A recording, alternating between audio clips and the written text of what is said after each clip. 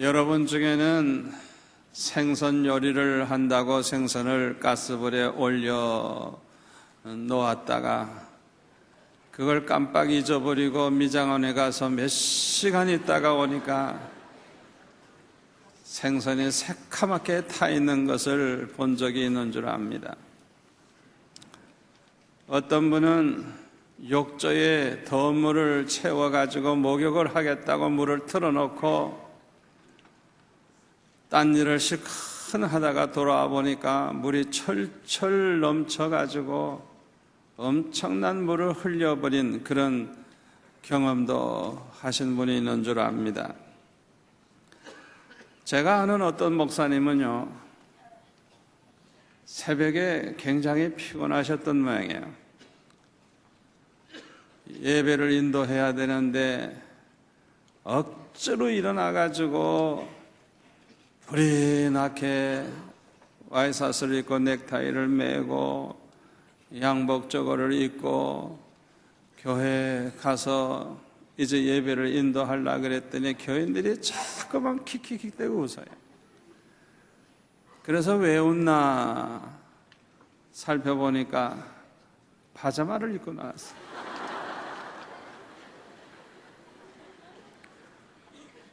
서둘르다가 보니까 바지 갈아입는 걸 잊어버렸어요.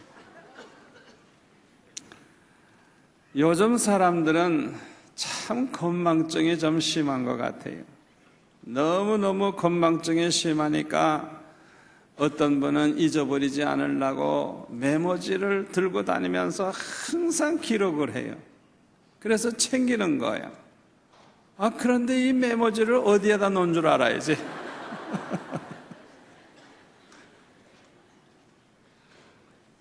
어떤 때는 물건을 가지러 저 방으로 갔는데 가서 보니까 왜 왔는지 몰라.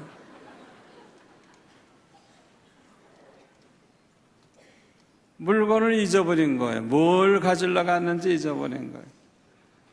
아마 그런 경험은 누구나 다 했을 거예요. 저는 교회에 올 때 가깝지만은 제 차를 가져옵니다. 그 이유 중에 하나는 교회에서 바로 어디 갈 일이 많이 있기 때문에 바로 타고 가려고 가지고 옵니다. 그리고 그 다음에는 또 짐을 집으로 옮길 때가 있기 때문에 들고 갈 수가 없어서 차를 이용을 합니다. 며칠 전에 이제 볼 일이 있어서 멀리 갔다가 돌아오는데 운전하는 우리 부교육자가 저를 먼저 집에다 내려다 주고 그 다음에 교회에 있는 짐을 금방 가져오겠다 그랬어요. 그러니까 금방 가져오면 5분이면 충분하거든요. 그래서 날씨가 더워서 옷을 훌훌 좀 벗고 있으면 좋겠다고 생각하지만은 그 몇 분만 참으면 되니까 기다리고 있는데 1시간이 돼도 안 오고 2시간이 돼도 안 오고 3시간이 돼도 안 오는 거예요. 분명히 금방 가져온다 그랬거든요. 그래서 할 수 없이 전화를 걸었더니 잊어버렸어요. 젊은 사람들도 요새 건망증이 얼마나 센지 몰라요. 여러분들이 오늘도 설교를 들으시고 저 문 밖에 나가면 오늘 설교 제목이 뭐죠? 그러면 대답할 사람 별로 없을 거예요. 얼마나 건망증이 센지. 어떤 분은요, 설교를 들으면서 잊어버려. 들으면서 잊어버려.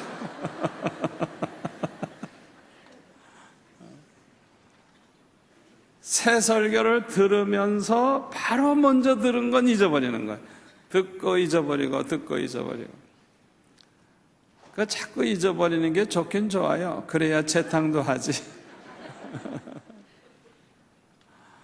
그런데 성경에 보니까 이스라엘 백성들도 얼마나 건망증이 아주 심했는지 모릅니다. 이스라엘 백성들을 보면 출애굽한 이스라엘 백성들을 하나님께서 불기둥, 구름기둥으로 인도하시고 그들을 홍해 앞으로 하나님이 인도를 하셨습니다. 앞에는 홍해가 있고 뒤에는 애굽 군사가 따라옵니다. 완전히 진퇴양난입니다. 건너갈 배도 없고 길이 없어요. 앞엔 바다니까. 그런데 뒤에는 애굽 군사가 따라오니까 다 죽게 생겼어요. 그때 원망을 하기 시작합니다. 우리를 좀 내버려 두라고 하지 않았느냐. 차라리 애굽에 내버려 두지 왜 여기까지 끌고 나와서 죽게 하느냐고 아우성을 쳤어요. 그들이 출애굽을 해서 홍해까지 오기까지 하나님이 어떤 일을 행하셨습니까? 10가지 재앙을 내려가지고 그 애굽 왕 바로를 굴복시키지 않았습니까? 10가지 재앙이 내릴 때 하나님께서 이스라엘 백성들은 눈동자같이 지키시고 아무도 해를 받지 아니하게 하시고, 그렇게 하나님이 구체적으로 보호하시고 그들을 인도해 주셨는데 그 하나님을 잊어버린 거예요. 그 하나님은 그 머릿속에 없어요. 자기네들 머릿속에 없어요. 그리고 홍해만 보고 애굽 사람만 보고 아우성을 치는 거예요. 하나님을 잊어버렸기 때문에 그런 어리석은 짓을 하게 된 것입니다. 홍해바다 앞에 있을 때에 백성들은 원망하지만은 모세는 엎드려 기도했어요. 하나님께서 지팡이를 앞으로 내밀어 바다를 향하라고 가리키라고 해서 모세가 손을 내미는 순간에 홍해가 쫙 갈라지면서 그 물이 양쪽에 이렇게 벽을 이루고 그 사이에 땅이 말라가지고 육지같이 길이 나가지고 그 길을 건너갔어요. 애굽 군사가 그 뒤를 따라옵니다. 그런데 애굽 군사가 따라오자마자 애굽 군사들이 들어오는 그곳에는 물이 합쳐져 가지고 한 사람도 살지 못하고 다 죽게 되었습니다. 이런 기적을 체험한 이스라엘 백성들은 출애굽기 15장에 보면 노래를 지어서 하나님 앞에 찬양을 합니다. 내가 여호와를 찬송하리니 그는 높고 영화로우시며 말과 그 탄자를 바다에 던지셨음이로다. 여호와는 나의 힘이요 노래시며 나의 구원이시로다. 그는 나의 하나님이시니 내가 그를 찬송할 것이요 내 아버지의 하나님이시니 내가 그를 높이리로다. 이렇게 하나님을 찬양을 했어요. 거기 20절에 보니까 아론의 누이 선지자 미리암은 손에 소고를 잡고 여인들과 함께 춤을 추면서 하나님을 찬양을 합니다. 너희는 여호와를 찬송하라. 그는 높고 영화로우시며 말과 그 탄자를 바다에 던지셨음이로다. 그랬어요. 이스라엘 백성들은 이렇게 살아계신 하나님을 아주 생생하게 체험하게 됐어요. 전지전능하신 하나님, 그 하나님을 체험하고 하나님을 찬양하면서 기뻐했습니다. 그런데 사흘 만에 마라라고 하는 곳에 갔더니 그동안 물이 없어서 물을 먹지 못해서 쩔쩔매다가 물이 있으니까 얼마나 반가웠겠어요. 너나 할 거 없이 달려가가지고 물을 먹는다고 정신이 없었을 거예요. 그런데 이게 웬일입니까? 물이 쏘서 먹을 수가 없는 거예요. 그러자 이 백성들은 원망하기 시작을 합니다. 사흘 전에 홍해가 갈라져 가지고 건너오는 그 엄청난 기적을 체험한 백성들이 사흘밖에 안 되는데 그들의 머릿속에는 하나님이 없어요. 그저 물이 쓰다는 거 그거 하나만 놓고 원망을 하기 시작을 합니다. 왜 이렇게 건망증이 이렇게 심했을까요? 참으로 너무나도 안타까운 일입니다. 하나님께서는요, 이스라엘 백성들이 광야길을 갈 때 낮에는 구름기둥, 밤에는 불기둥으로 인도하셨습니다. 그 광야는 낮에는 굉장히 뜨거워요. 그러니까 이 구름기둥이 태양을 막아주는 거예요. 그래서 아주 시원하게 해주는 거예요. 밤에는 광야가 아주 춥습니다. 그리고 어둡습니다. 그러니까 불기둥으로 환하게 비춰주고, 그리고 따뜻하게 해줘서 그 밤에 그 추위에도 감기 안 걸리고 다들 건강하게 잘 지낼 수 있도록 하나님이 그렇게 돌봐 주셨어요. 그뿐만 아니라 날마다 만나와 메추라기로 그들을 먹여주셔서 한 사람도 배가 고프거나 굶어 죽은 사람이 없었어요. 신명기 8장 4절에 보면 광야길을 40년 동안 걸어갔지만은 의복이 헤어지지 아니했고 발이 부르트지 아니했다 그랬어요. 수백만 명이 40년을 광야길을 걸어가는데 발이 부르튼 사람이 없었다. 하나님이 그렇게 건강하게 해주시고 지켜주셨던 것입니다. 물이 없을 때는 반석에서 생수가 나게 하셔서 아주 시원하고 좋은 물을 마시게 해주셨어요. 그리고 출애굽기 17장 8절에 보면 르비딤이라고 하는 곳에서 아말렉과 전쟁을 하게 되었는데, 여호수아가 이끄는 군대가 나아가서 열심히 싸웠지만은 이기고 지는 건 거기에 있질 않았어요. 언덕에 올라가서 모세가 손을 들고 기도하면 이기고, 팔이 아파서 손을 이렇게 내리면 지고, 놀라운 일입니다. 이기고 지는 것은 하나님의 손에 있다는 걸 보여주는 것입니다.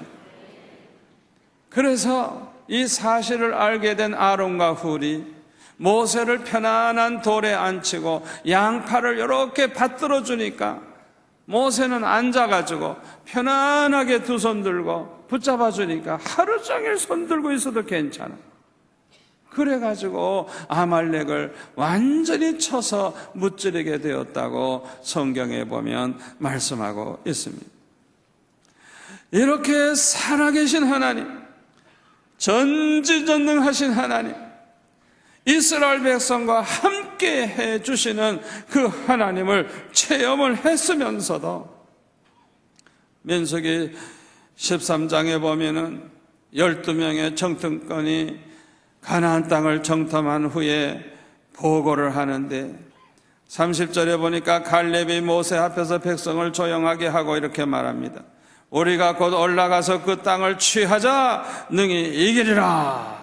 이렇게 담대하게 말을 하지만은 그와 함께 올라갔던 다른 10사람은 이렇게 말합니다. 우리는 능히 올라가서 그 백성을 치지 못하리라.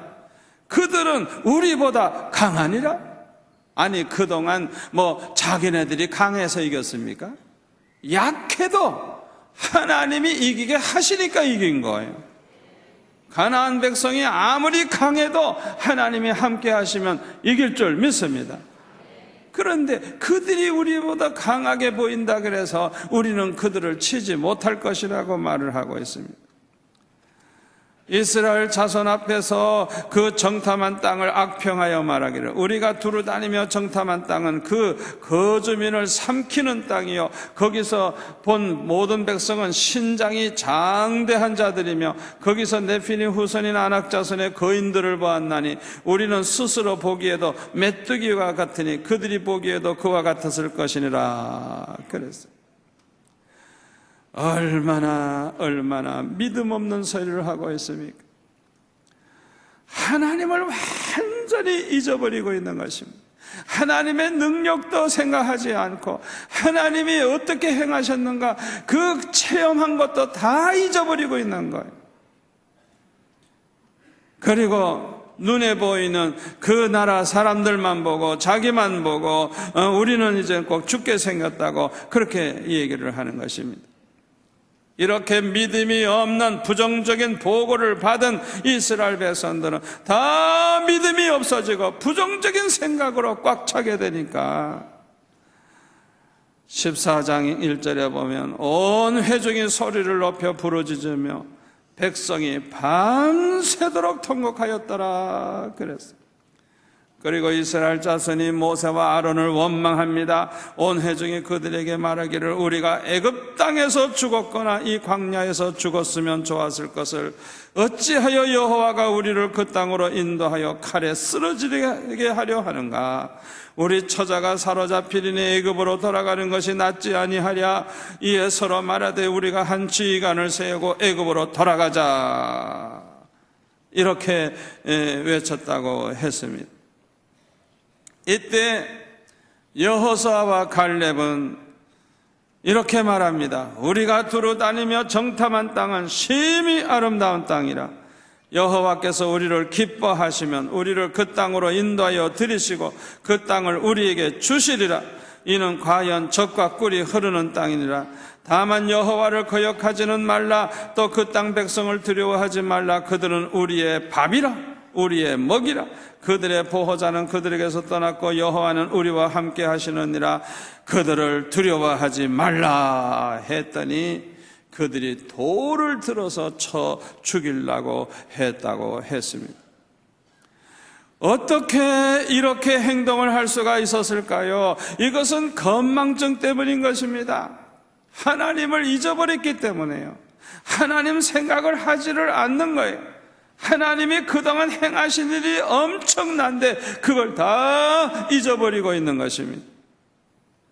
히스기야도 건망증이 대단한 사람입니다. 역대하 32장 24절에 보면 히스기야가 죽을 병에 걸렸을 때 하나님 앞에 통곡하며 기도하니까 그 기도를 들으시고 15년 생명을 연장시켜 주셨어요. 이게 보통 축복입니까? 죽을 사람 살려주셨고 15년이나 더 살게 해주시겠다 그랬으니 이건 보통 은혜가 아닙니다. 그러면 그저 날마다 감사하고 날마다 하나님 앞에 찬양하고 그것을 잊지 말고 그 하나님의 은혜를 보답하면서 살아야 했을 거예요.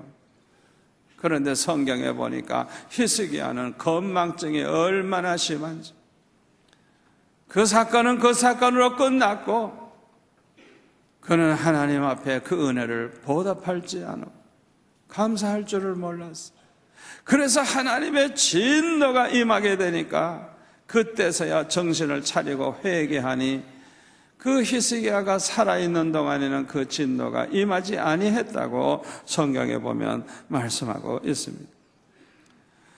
이렇게 건망증이 심하기 때문에 성경에 보면 잊지 말라고, 잊어버리지 말라고 권면하는 말씀이 많이 있어요.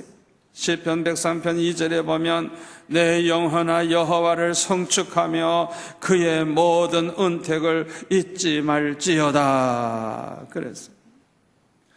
하나님께서 이스라엘 백성들에게 매년 3번씩 감사절을 지키면서 하나님 앞에 나와 귀한 예물을 드리고 이렇게 지키라고 하신 것도 하나님의 은혜를 너무너무 잊어버리기를 잘하니까 하나님의 은혜를 잊어버리지 않고 항상 감사하면서 살게 하기 위해서 이 감사절을 지키라고 하시는 것입니다. 무교절과 맥추절과 수장절, 이 3절기를 지키라는 거예요. 무교절은 유월절이라고도 합니다. 맥추절은 칠칠절 오순절이라고도 합니다. 수장절은 초막절이라고도 합니다. 신명기 16장 9절에 보면은 맥추절을 어떻게 지켜야 될지 자세하게 설명하고 있어요. 이 맥추절은 유월절이 지난 지 7주간, 그러니까 77이 49, 그래서 오순절이라고도 하고 칠칠절이라고도 하죠. 7주를 셀지니 곡식에 나설 때는 첫날부터 7주를 세어 내 하나님 여호와 앞에 칠칠절을 지키되 내 하나님 여호와께서 내게 복을 주신 대로 내 힘을 헤아려 자원하는 예물을 드리고, 하나님께서 복을 주신 대로 내 힘을 헤아려 자원하는 예물을 드리라고. 뭐 어디 가서 도둑질해서 하라는 거 아니에요. 하나님이 복 주신 대로 하나님으로부터 받은 복을 따라서 자원하는 예물을 드리라 그랬어요. 그리고 너와 내 자녀와 노비와 내 생중에 있는 레위인과 및 너희 중에 있는 객과 고아와 가부가 함께 내 하나님 여호와께서 자기의 이름을 두시려고 택하신 곳에서 내 하나님 여호와 앞에서 즐거워할지니라. 너는 애굽에서 종되었던 것을 기억하고 이 규례를 지켜 행할지라. 내 하나님 15절에 보면 내 하나님 여호와께서 택하신 곳에서 너는 이래 동안 내 하나님 여호와 앞에서 절기를 지키고 내 하나님 여호와께서 내 모든 소출과 내 손으로 행한 모든 일에 복 주실 것이니 너는 온전히 즐거워할지니라.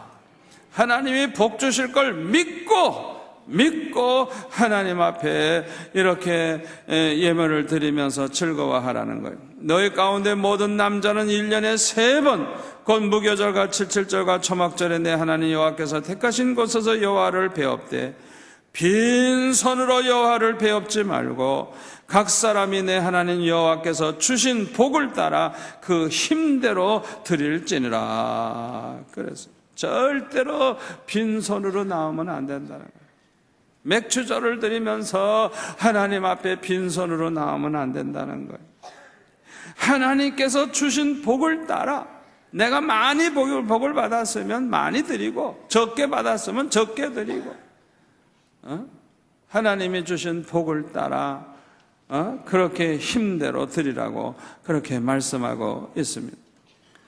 하나님께서 이렇게 감사하면서 살라고 하신 것은 우리가 이렇게 감사하면서 살다가 보면 자연히 하나님의 은혜를 잊어버리지 아니하게 되고 따라서 하나님도 잊어버리지 않게 되는 것입니다. 그러면 자연히 하나님 잘 섬기게 되고 하나님 잘 섬기게 되면 축복받게 되고 행복하게 되는 것입니다. 그러므로 이렇게 감사하면서 살라고 하는 것은 우리에게 축복하시기 위함이요 우리를 행복하게 만들기 위해서인 것입니다. 그런데 성경에 보면 이스라엘 백성들은 점점 타락을 하니까 이 절기를 안 지켜요. 유월절도 안 지키고 맥주절도 안 지키고 수장절도 안 지켜요. 그러다가 보니까요 아예 하나님의 은혜를 잊어버리고 나중에는 하나님까지 잊어버리고 하나님 대신에 바알신을 섬기고 우상을 섬기고 그러다가 망하는 것을 볼 수가 있습니다. 그러므로 우리가 잊어서는 안 되는 것이 몇 가지가 있습니다. 첫째는 하나님을 잊어버리면 안 됩니다. 신명기 8장 11절에 보면 내가 오늘 내게 명하는 여호와의 명령과 법도와 규례를 지키지 아니하고 내 하나님 여호와를 잊어버리지 않도록 삼갈지어다. 우리가 세상 일에 바빠가지고 이리 뛰고 저리 뛰고 하다가 보면 하나님 잊어버리고 살 때가 얼마나 많아요. 하나님을 아예 잊어버리고 아예 잊어버리고 이것이 얼마나 잘못된 일인지 몰라요. 이스라엘 백성들은 하나님을 잊어버림으로 말미암아 멸망한 백성입니다. 두 번째로 하나님의 말씀을 잊어서는 안 됩니다. 열왕기하 17장 38절에 보면 내가 너희와 세운 언약을 잊지 말라 그랬어요. 언약의 말씀, 하나님의 말씀을 잊지 말라 그랬어요.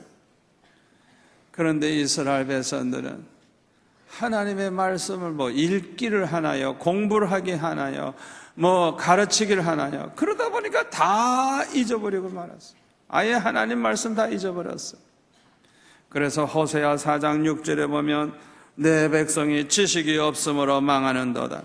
내가 지식을 버렸으니 나도 너를 버려 내 제사장이 되지 못하게 할 것이요 내가 내 하나님의 율법을 잊었으니 나도 내 자녀들을 잊어버리리라.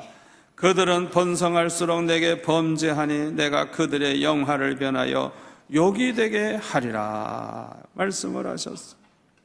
얼마나 두렵고 떨리는 말씀입니다. 세 번째로는 하나님의 은혜를 잊어버려서는 안 됩니다. 시편 103편 2절에 보면 그 모든 은택을 잊지 말지어다 그랬어요. 우리는 하나님께서 우리에게 베풀어 주신 은총에 대해서 잊어버리지 말고 항상 기억하고 감사하면서 살아야 할 줄 믿습니다. 특히 우리가 죄인 되었을 때 예수님이 십자가 지심으로 우리의 모든 죄를 대속해 주신 그 은총을 감사하면서 살아야 할 줄로 믿습니다. 이것은 절대적인 감사요, 영원히 변할 수 없는, 잊을 수 없는 감사입니다. 일본의 유명한 우찌무라 간조는 이렇게 말했습니다. 가장 큰 저주는 질병에 걸리는 것도 아니고 실패하는 것도 아니고 배신을 당하는 것도 아니라고 했습니다. 가장 큰 저주가 있다고 하면 그것은 세 가지가 있는데, 첫째는 하나님이 믿어지지 않는 것이 저주라 그랬어요. 그 사람은 버림받은 사람이에요. 영원히 지옥에 들어가서 영원히 저주 가운데 살 사람이에요. 두 번째로는 성경을 읽고 외우고 많이 알아도 하나님의 말씀이 들리지 않고 하나님의 음성이 들리지 않는다고 하면 그게 바로 저주라 그랬어요. 세 번째로는 감사하는 마음이 없는 것, 감사하는 마음이 생기지를 않는 것, 그게 저주라 그랬어요. 감사하는 마음이 도무지 생기질 않는 것, 그리고 밤낮 원망 불평하는 마음만 생기는 것, 이게 바로 저주라고 그랬어요. 감사는 받은 바를 아는 데서부터 시작이 됩니다. 내가 받은 은혜, 내가 받은 축복을 아는 사람에게 감사가 있는 것입니다. 또한 감사는 깨달음에서 감사하는 마음이 생겨납니다. 깨닫는 만큼 감사하게 되는 것입니다. 감사는 소유에 있는 것이 아니라 깨달음에 있어요. 아무리 소유한 게 많다고 할지라도 깨달음이 없는 사람의 마음에는 감사가 없어요. 아무리 가난하고 가진 것이 없어도 깨달음이 많은 사람은 감사하는 마음이 넘치는 것입니다. 인간이 무상하다는 것을 알면 불교인이요, 인간의 삶의 도리를 알면 유교인이요, 하나님의 은혜를 알면 기독교인입니다. 이와 같이 모든 것이 하나님의 은혜임을 아는 사람이 범사에 감사하면서 살게 되는 것입니다. 창세기 찬송가 305장, 옛날 405장 찬송 보면 나 같은 죄인 살리신 주 은혜 놀라워, 이 찬송은 존 뉴턴이라고 하는 사람이 지은 찬송입니다. 그분은 노예를 팔고 사는 노예 상인이었다고 합니다. 아주 잔인한 사람이었다고 합니다. 그런데 그는 회개하고 예수 믿고 하나님의 사람이 되었고 목사가 되었어요. 그는 나 같은 죄인을 살리신 하나님의 은혜에 감격해서 늘 이 찬송을 부르면서 일평생 복음을 전하며 살았다고 합니다. 이와 같이 마음에 벅찬 감격이 있고 감사가 있으면 이런 사람이 행복한 사람이요, 성공한 사람인 줄로 믿습니다. 저와 여러분은 하나님의 은혜를 잊어버리지 말고 항상 기억하고 날마다 감사하면서 살아서 하나님을 기쁘시게 하고 하나님의 사랑과 축복을 받고 행복한 성도가 되시기를 축원합니다. 기도하겠습니다. 아버지 하나님, 감사합니다. 오늘 주신 말씀이 우리 마음에 새겨져서 평생 이 말씀대로 살게 하여 주옵소서. 하나님의 은혜를 잠시도 잊어버리지 않게 하시고 늘 감사하며 살아서 축복의 사람이 되고 행복자가 되게 하여 주옵소서. 예수님의 이름으로 기도합나이다. 아멘.